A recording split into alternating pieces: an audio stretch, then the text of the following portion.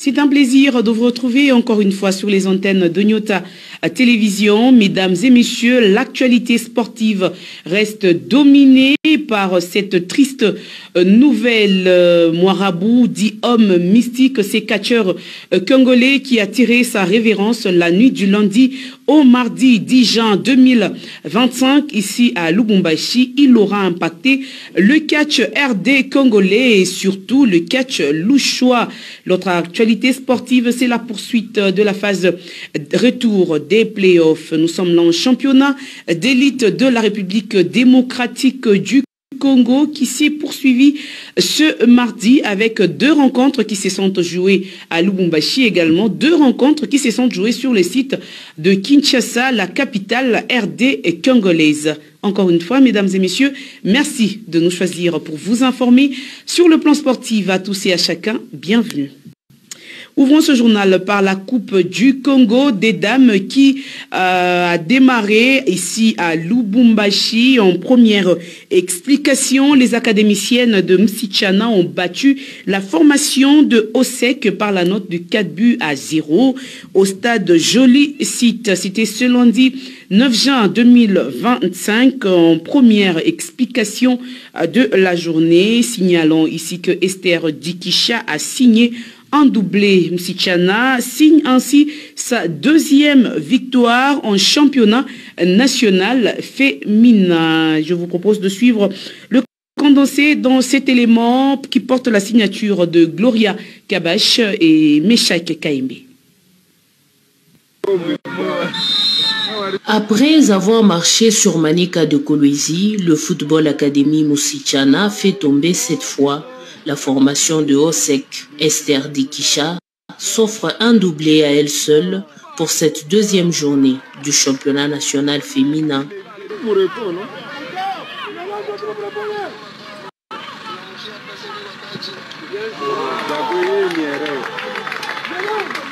Une rencontre en force assez équilibrée dans laquelle les jeunes académiciennes vont décrocher un penalty transformé aisément par Deborah Boleki. Au compteur but, l'on note également un but de Simba Lumengo, 4-0 full time.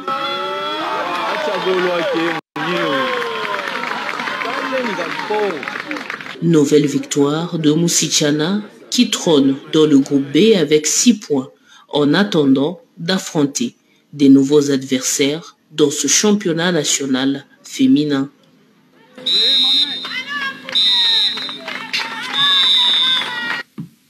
Et toujours dans la même compétition, mais cette fois-là en 2e explication, les Corbeaux Dames ont débuté également le championnat national féminin par une victoire sur le FCF Lupopo. Ce même lundi, au stade de Gaëtan Kakouji, les Cheminots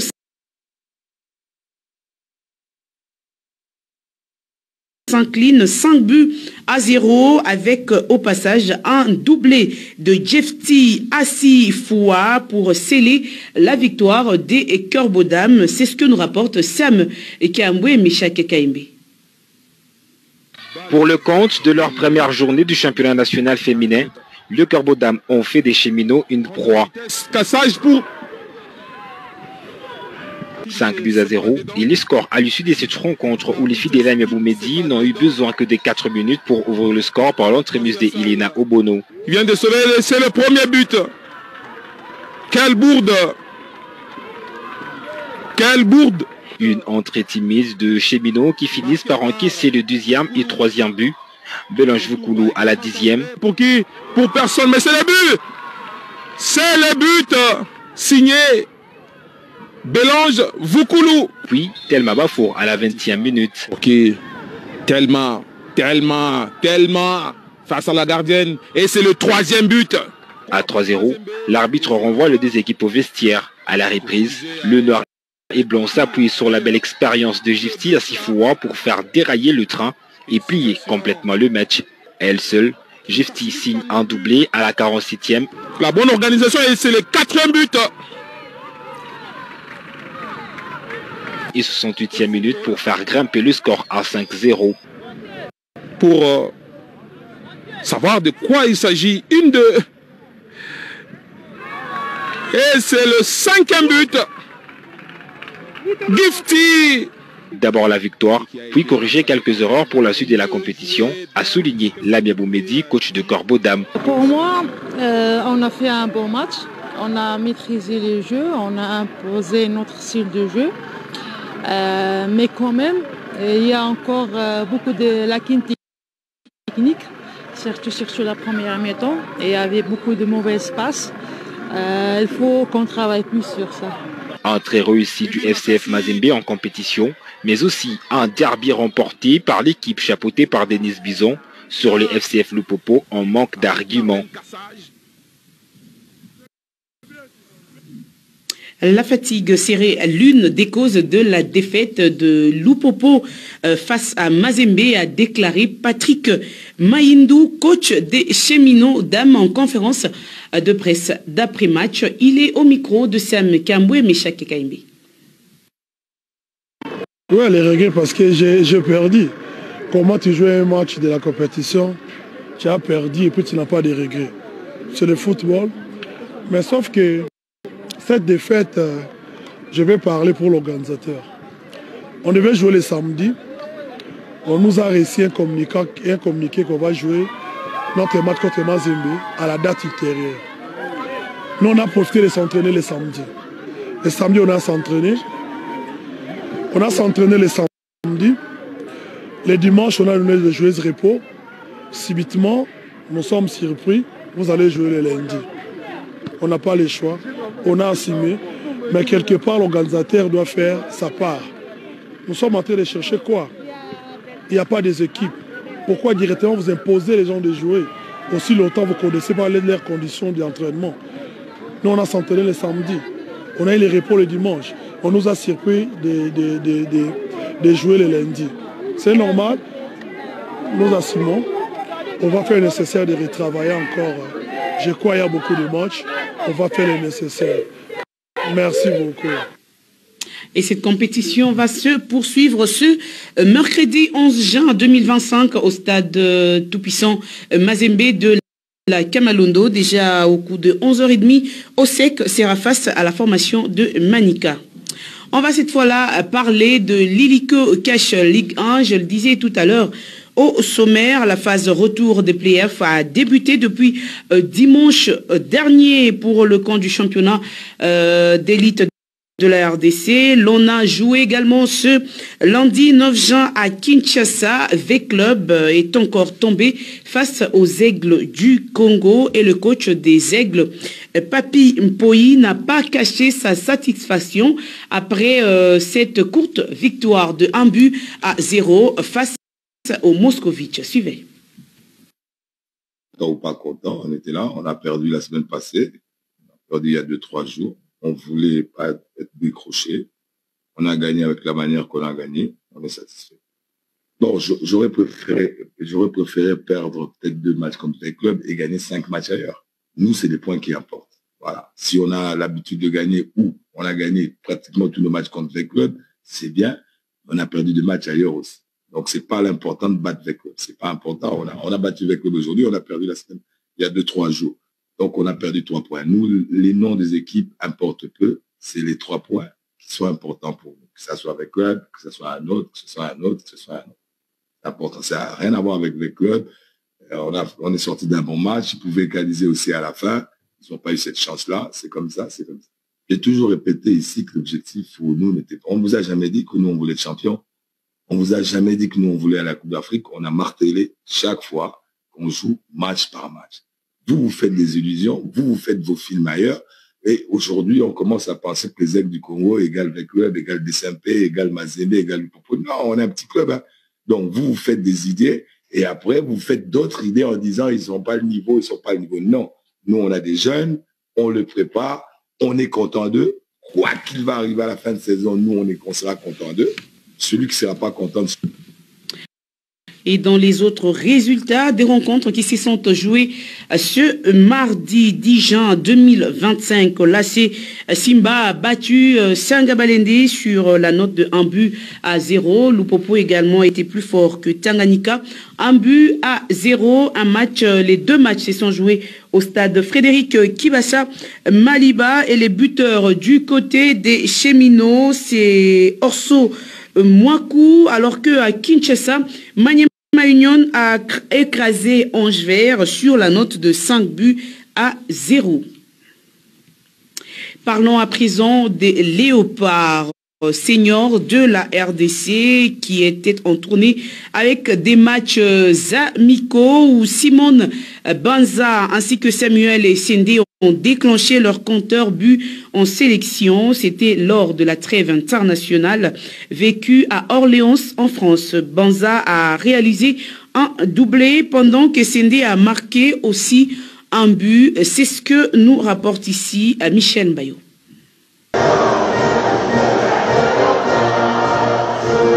Respect, honneur, mais surtout le plaisir d'avoir déclenché les compteurs buts.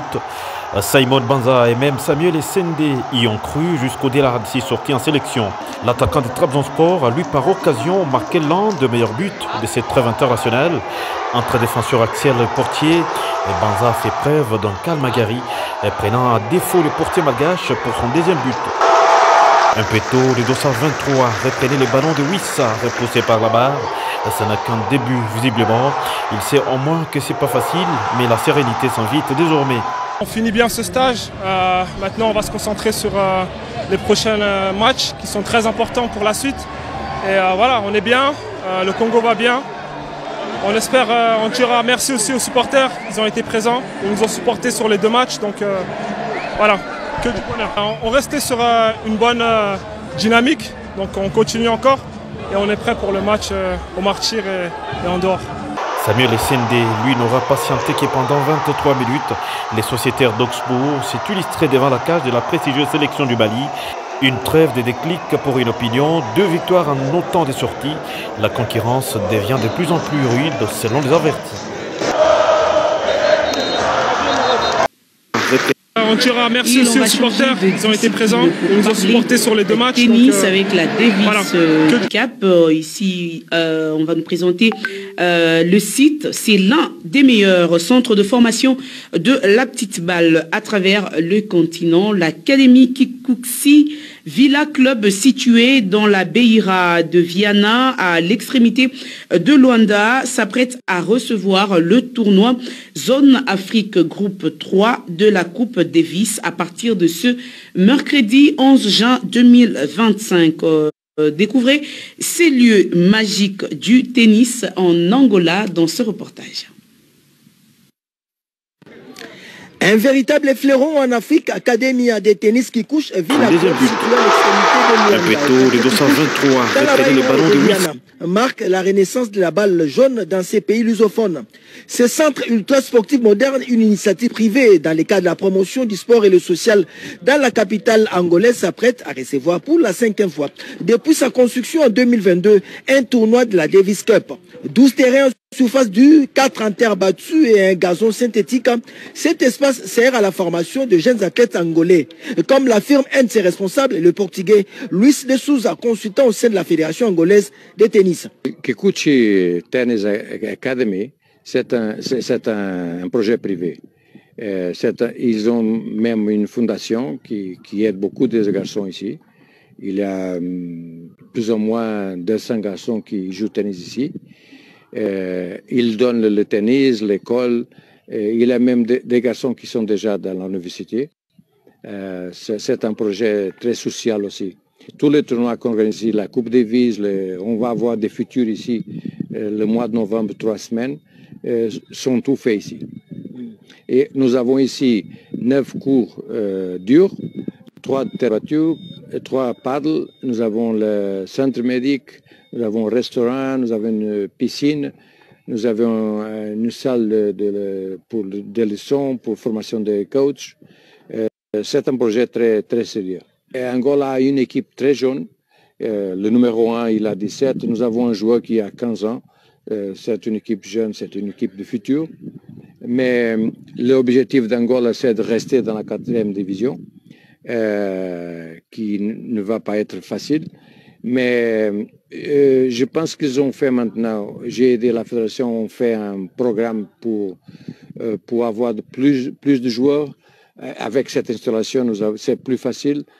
Plus de joueurs, plus de personnes qui peuvent regarder le tennis. On fait des cliniques, on fait la formation des entraîneurs.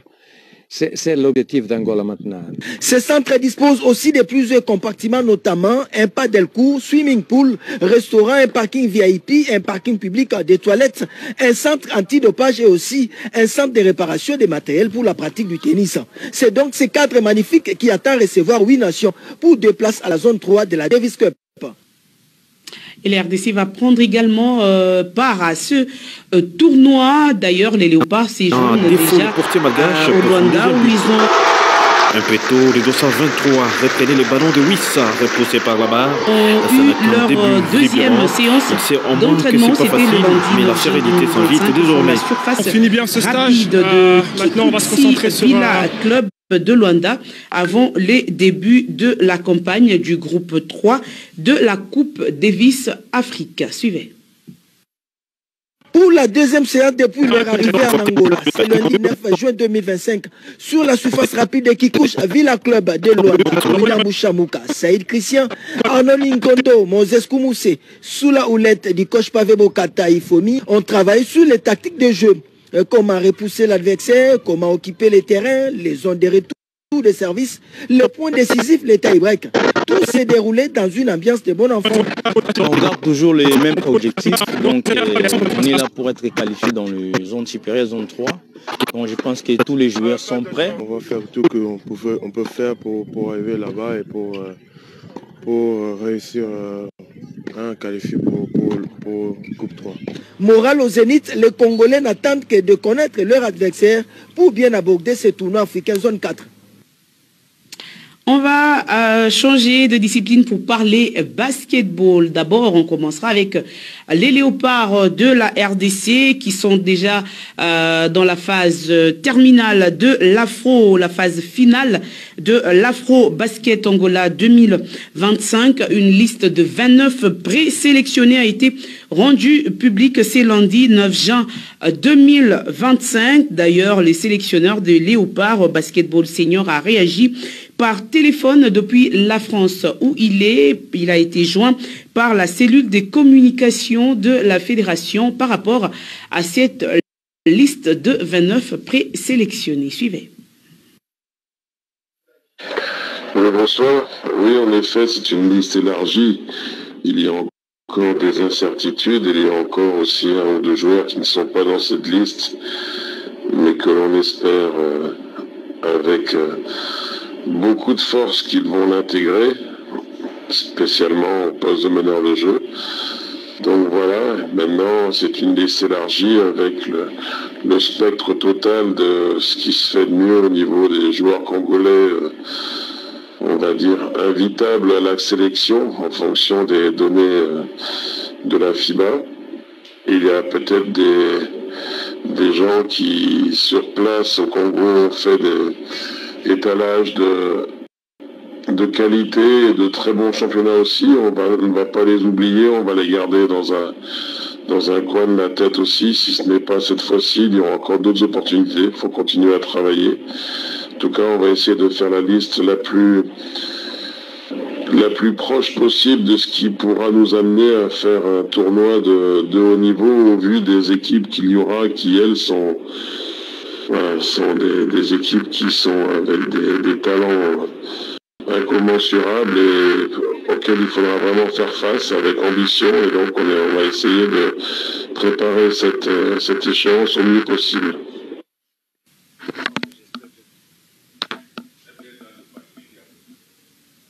Basketball toujours, mais cette fois-là à Lubumbashi, où la phase classique a pris fin. Place à présent à la phase des playoffs du championnat urbain de basketball de Lubumbashi, où la première journée vécu ce lundi 9 juin 2025 au stadium Joseph Kabila Kabangé où Lupopo a battu la formation de Mampala 100 contre 58. Génération Espoir a eu raison sur Don Bosco 110 contre 61. Saint-Martin est tombé devant des First Best Club 53 contre 86. Mazembe a eu raison sur Ajax. Le score était de 69 contre 59. Et ça s'est poursuivi ce mardi. Makomeno a écrasé la jeune équipe de Foudre sur le score de 113 contre 25. Ajax a été battu par Génération Espoir 61 contre 68. Lupopodam a également battu la formation de Daring Club Motema Pembe sur la note de 93 contre 21. La troisième journée, toujours en basketball de Lubumbashi pour le compte des playoffs, va se jouer ce mercredi 11 juin, toujours au stadium Joseph Kabila Kabangé de la Gécamine. Mampala sera face à la formation de Saint-Martin. Foudre chez les dames recevra Daring Club Motema Pembe. Lupopo Mazembe chez les dames des First Best Club offrira son hospitalité à Mazembe. Ça sera chez les messieurs. Et comme annoncé au sommaire, le monde du catch congolais est en deuil. Moirabou Sabiti, alias l'homme mystique, s'est éteint la nuit du lundi au mardi 10 juin 2025, laissant derrière lui une carrière marquée par le charisme, la puissance et un sens du spectacle hors pair. Figure emblématique de ring, il aura fait vibrer des générations des fans à travers ses combats mémorables, caractérisés par son style des combats à la congolaise. L'homme que vous voyez sur vos écrans, vous ne le verrez plus. Et cet extrait de ces images a été choisi pour vous par Sam Kamboué. Et ça sera la fin complète de cette édition du journal. Merci à vous, messieurs, merci à vous, mesdames, et surtout merci à vous, mesdemoiselles, de l'avoir suivi. Je vous retrouve ce mercredi dans un nouveau numéro de Sport Star. Ça sera avec le même et réel plaisir. D'ici là, portez-vous bien. Au revoir.